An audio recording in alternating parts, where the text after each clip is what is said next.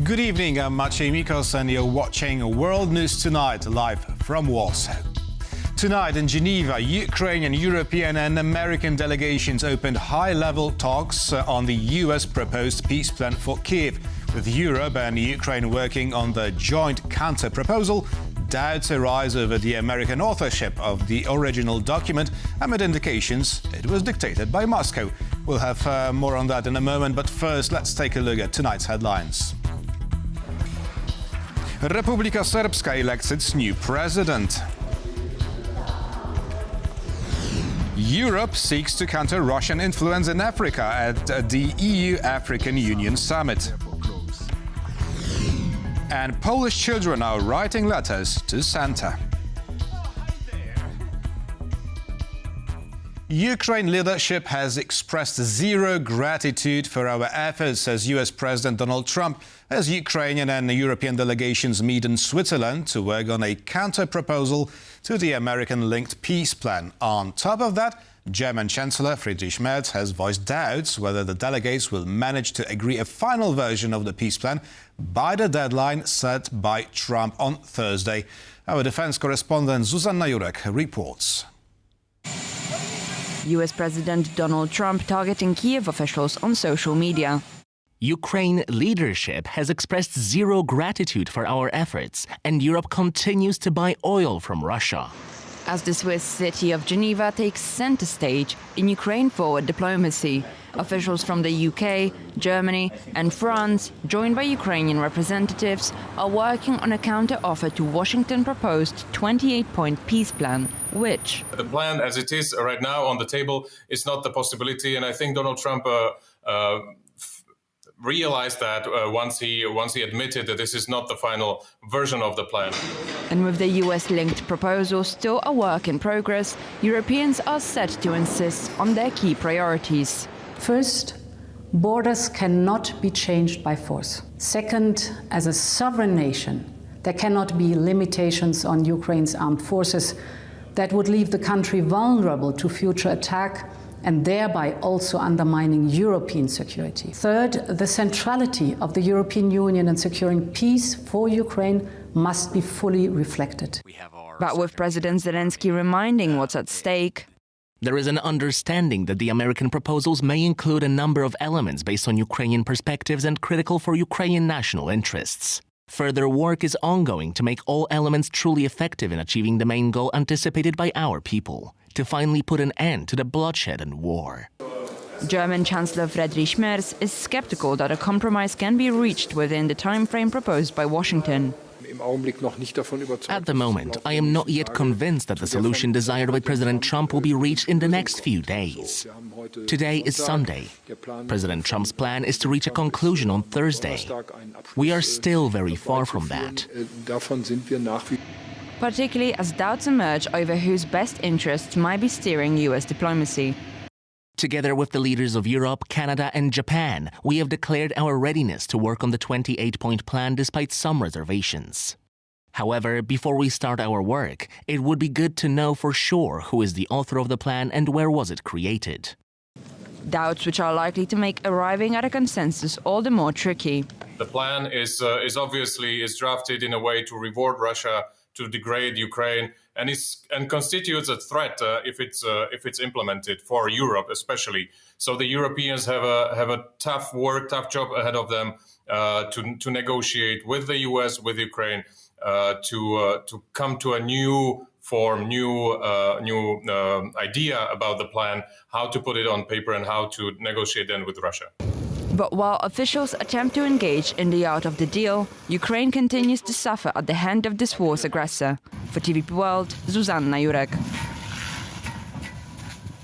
And as talks in Geneva continue, reports on the alleged joint Ukrainian European counter-proposals to the US-linked peace plan emerge. So we're going now live to our correspondent in Kyiv, Oskar Terzi. Good evening, Os. Could you tell us more about these Ukrainian European proposals? Yes, well, some of these proposals, well, counter-proposals we should call them, are being given to brief to the press. So we are hearing from the European and Ukrainian side, the delegation there meeting with the US Secretary of State, Marco Rubio, that they want to increase the cap on troops from 600,000 proposed in the document to 800,000 in peacetime, with peacetime being a critical word there, something that currently doesn't apply to the situation between Russia and Ukraine. They also have a clause in there about a consensus to join NATO, certainly the opposite of what was in the document, saying that NATO will permanently bar Ukraine from membership. This says that Ukraine can join with the consensus vote of NATO members. So another very clearly different proposal, counter-proposal put forward by the Ukrainians and the Europeans, very different to that original document we have seen over the past week. Goes further, they want Article 5-like security guarantees from the US. This is a strong counter-proposals being put forward by the Europeans. They are also putting forward some of the clauses may be further complicated, something that maybe Merz is alluding to. For example, stationing NATO jets in Poland. We've heard from the Polish Foreign Minister Radosław Sikorski tonight saying that there will be no decisions made about Poland without the inclusion of Poland, showing just how complicated working a plan like this is going to be in practice.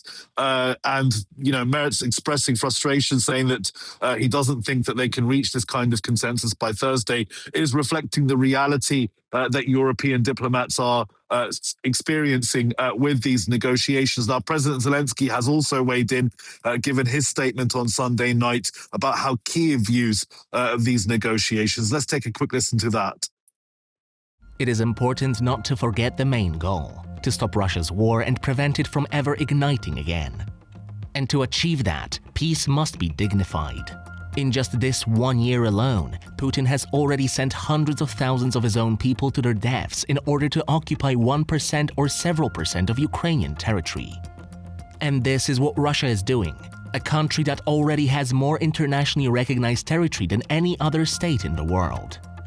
This nature of the war and Russia's attempts to prolong it show that for them this is not about territory or about how one neighbor or another behaves towards Russia, but about Russia's right to wage war, its right to subjugate others, and a fundamental absence of security. Now, one of the most major clauses in this counter-proposal document is that Ukraine would not withdraw from the Donbass areas, the areas of Donetsk and Luhansk that it still controls, and instead that negotiations will begin after a ceasefire at the current point of contact, so the current lines, the front lines where they are in Ukraine. Again, this is something that the Ukrainians had already agreed to, as President Trump, when he came into office for a second term, was pushing for that ceasefire. The Ukrainians already agreed to have a ceasefire on the current lines of contact. However, the Russians then changed that in negotiations with Donald Trump. So European counter-proposals put forward, still no agreement on them. But the Ukrainians will be hopeful that the Europeans and them can put together a united front to try and drive this process in a way that much more favors Ukraine's national interests. Maciej. That was Oskar Teji reporting from Kyiv. Thank you very much, Os. Stay safe. After the leak of the proposed US-backed peace plan, it wasn't only its contents that ignited intense discussions. A group of US senators, report Secretary of State Marco Rubio, said the Trump-backed plan was in fact a Russian proposal that Washington had simply passed on to Kyiv, even as the top US diplomat insists it was American-authored. Randy Potts sums up what we know about the plan's origins. The origins of the recent 28-point Ukraine peace proposal have been thrown into doubt after several Republican and Democratic U.S. senators said it might have been a Russian document that Washington had simply passed on to Kyiv. Secretary Rubio made a phone call to us this afternoon. I think he made it very clear to us that we are the recipients of a proposal that was delivered to one of our representatives. It is not our recommendation. It is not our peace plan. It is a proposal that was received. The plan itself proposed significant territorial concessions by Kyiv, as well as a commitment that Ukraine would never join NATO, one of Russian President Vladimir Putin's key demands. On Friday morning, Trump told Fox News he was giving Ukraine a deadline of November 27th to accept the plan or lose access to American intelligence and weaponry. I've had a lot of deadlines, but if things are working well, you tend to extend the deadlines. But Thursday is it. We think an appropriate time. Then on Saturday, several Republican and Democratic U.S. senators said Secretary of State Marco Rubio told them that the peace plan President Donald Trump is pushing is merely a wish list of the Russians and not the actual proposal reflecting Washington's position. Well, this is a Putin plan for Ukraine, not a plan that contemplates real negotiations. Then, at 3 a.m. on Sunday in Washington, Rubio himself took to X and directly contradicted these U.S. senators. The peace proposal was authored by the U.S. It is offered as a strong framework for ongoing negotiations. It is based on input from the Russian side, but it is also based on previous and ongoing input from Ukraine. It remains unclear who authored the plan, why it was pushed by President Donald Trump, and whether or not the November 27th deadline still stands. It looks like the U.S. and Russia both worked on the, at least on some parts of the plan. I'm not saying that, but it's probably true that the final version was proposed by the U.S. side. But still, I mean, if Russia didn't work on this plan, then it's even more concerning that the U.S. would propose a plan that would be so strongly in favor of Russia. For TVP World, Randy Potts. Serbs living in Bosnia and Herzegovina are electing their new president today after Milorad Dodik lost the post as a result of his conflict with the international community. So we're going now live to our Balkans correspondent, Paweł Trzaskowski. Good evening, Paweł. Are the results already in? And who will be Republika Srpska's new president? Well, Maciej, according to early results, it is Sinisa Karan who took the lead in today's ballot. Sinisa Karan, who was appointed by a long-standing president of Republika Srpska, Milorad Dodik himself. And if he wins, Karan is almost guaranteed to continue his disruptive policies that undermine Dayton Agreement that guarantees peace and stability in Bosnia and Herzegovina. But this is according to early results. The situation could theoretically change overnight. There is also one more thing that we don't know as of now, and this is the full voters' turnout. At 3 p.m., it did not exceed 27%, which might suggest that the overall score will also be very low. And this is the best exemplification of the fact that the citizens of Bosnia and Herzegovina in the general are one of the most dissatisfied groups in Europe when it comes to the country's politics. Please listen. This is based on a poll that was conducted in June of all the enlargement countries, all 9 of them. It's the dysfunction of governance, which is packed together with corruption and abuse of power. And of course, the Dodik has been in power 20 years. One of the tools that he used to get into power and why he was initially able to win in elections roughly 8 months after he came to power in 2006 was that people were tired of the corruption of the Serbian Democratic Party, which had been in power during and since the war. And so now that may boomerang on him because he's been in power a lot longer.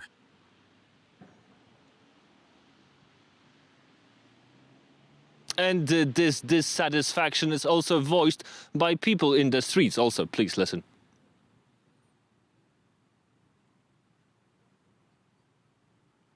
It's shameful. My pension is 180 euros. I was in the war and I have a university degree, but I have nothing left. Can you live on 180 euros? If I didn't have my son, I would starve to death. I hope the situation calms down and that everything works out for the best. The chaos here is not helping anyone. Let's hope that those blind will eventually open their eyes. It makes me giggle that a party that has already won the elections in 2022 has to campaign again, that we have to elect a new president. But that's how it is. That's our reality. We live in Bosnia and Herzegovina. As we say, where logic ends, Bosnia and Herzegovina begins. That's how it is here. So, to reiterate, Sinisa Karan Milorad Dodik's man is poised to become the next president of Republika Srpska, but we will have to wait till the morning for the final result. The results will be final as there is no runoff in today's vote, so whoever got the most votes today takes it all. Maciej, back to you. That was Paweł Trzaskowski reporting from Banja Luka in Bosnia and Herzegovina. Thank you very much, Paweł. A crucial summit of African and European countries kicks off tomorrow in Angola's capital, Luanda. The EU wants to counter Russian influence in Africa and seal new energy deals as it seeks to phase out Russian oil imports. Maciej Wilowski has this report. As the world's great powers compete for influence in Africa, Europe wants to get in on the game. Starting on Monday, Angola will host the 7th summit between the European and African Unions amid celebrations marking the country's 50th anniversary of independence from Portuguese colonial rule. The event will come a day after this year's G20 summit, also held on the African continent in Johannesburg, South Africa. Europe will likely seek to expand its ties with Africa amid rising Chinese and Russian influence on the continent. China, in particular, has ramped up its presence in Africa in recent decades, with foreign direct investment up more than tenfold since the start of the century. So has Russia, mainly by selling weapons to African governments in exchange for natural resources, or by deploying mercenaries like the Wagner Group to fight in regional conflicts. At a summit in Rome earlier this year, European leaders pledged to ramp up investments in Africa. We have just witnessed the conclusion of 5 very important agreements, bringing over 1.2 billion euros of investment and guarantees to Africa. Angola, the site of tomorrow's summit, is strategically important for its role as a major oil and gas producer. That could serve as the basis for discussions on energy ties as Europe seeks to diversify its energy supplies away from Russian oil. At the initiative of European Council President Antonio Costa, EU heads of state will also discuss Ukraine at the sidelines of the conference. Increased ties between Europe and Africa could positively impact both continents and strengthen Europe's influence on the world stage. Maciej Wilowski for TVP World. Polish children send the most letters to Santa in the world. As the Christmas season approaches fast, more letters and cards will find their way to Lapland and Finland, where they will be carefully examined by Santa's helpers. But not all children's wishes can be easily fulfilled. The little ones ask not just for toys and electronics, but also for peace. Gabriela Jelonek reports. When I was a little girl, I used to write letters to Santa Claus and send them to the Lapland area. And right here we are in Santa Claus post office. Behind me you can see all the letters, examples of the letters that children, and not only children, but also adults, are sending to Santa Claus. Santa Claus receives about 500,000 letters each year. They come from all over the world, but at the moment, the number one for the past few years has been actually Poland. What is interesting, kids are sending not only letters and wish lists, but also some little presents, little gifts for Santa Claus, which is kind of surprising because usually Santa Claus is giving a present and not receiving. But here there is a special place where you can see all the presents that were sent to Santa Claus. For example, some children are sending pacifiers to give them to little reindeers and baby elephants. And it helps them to say goodbye to the pacifiers when they stop using them. Near summertime, Santa Claus received a beard trimming set before the summer. He does have quite a long beard, so it gets quite warm here in the summer, so I think that was very useful. Oh, hi there! Reading those beautiful letters, you can see the differences between countries in the world. Some kids are asking for toys, others are asking for technical equipment, some electronics, and for example, children from Ukraine are asking for peace, sending here letters all year long, also to Lapland, to Santa Claus. there are differences in the letters in the sense that if there is a crisis in the country, for example, that really shows in the letters a lot. Child would like to have a bicycle so that they can go to school, because now the school is so far away and they cannot reach it by foot. Time together with the family and peace in the world, so that everyone can live happily. Sometimes it can be that they would like parent to have a job so that they can have a little bit better life. They can be quite touching, the letters. So if you ever, as me, send a letter to Santa Claus, do not be surprised that they are in a special archive that Santa Claus has and each post office has in all the countries. For example, Polish post office also has the archive for special letters for the Santa Claus. I'm just wondering if my from the 30 years ago are still there. I hope yes. From Rovaniemi, Finland, Gabriela Jelonek. And we're back to our main story of the day. That is the American-backed peace plan for Ukraine and Kyiv's and Europe's response to it. And to talk about it, we're joined by Julia Smolowska, director at Globsec Kyiv. Good evening. Good evening. So Reuters has published the alleged list of European and Ukrainian counter-proposals to the American peace plan. Let's begin with security guarantees, which I find the most important here. Now, Kyiv and its European partners call on Article 5 type guarantees for Ukraine and for NATO jets to be stationed in Poland. Now, given Russia's aggressive stance towards Ukraine, would these assurances, these guarantees, be enough to keep the invader at bay?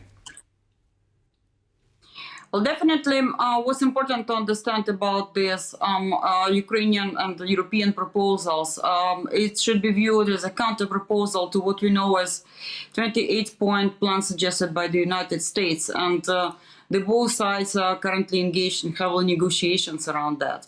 And definitely it's happened because the original provisions stipulated in this 28-point peace plan definitely contradict to the main logic of peace settlement, because ceasefire is not mentioned anywhere there meaningfully. So what this counter-proposal plan of Europeans and Ukraine suggests is actually a very thoughtful consideration of ceasefire first, and then some other measures considered what should be included into this framework peace settlement, because anything that could be done right now when ceasefire is not in place could be considered at the later stage as that Ukrainians was forced to sign this agreement or whatever it needs to sign under coercion. So it actually would evoke then Article 52 of Vienna Convention on International Treaties, whether these should be considered as legally binding and void. Mm-hmm.